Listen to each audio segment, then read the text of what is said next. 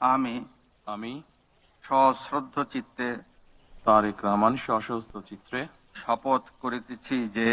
শপথ করিতেছি যে আমি আইন অনুযায়ী সরকারের প্রধানমন্ত্রী পদের কর্তব্য বিশ্বস্ততার সহিত পালন করিব। আমি আমি বাংলাদেশের প্রতি অকৃত্রিম বিশ্বাস ও আনুগত্য পোষণ করিব। আমি সংবিধানের রক্ষণ, সমর্থন ও নিরাপত্তা বিধান করিব। আমি ভীতি বা অনুগ্রহ,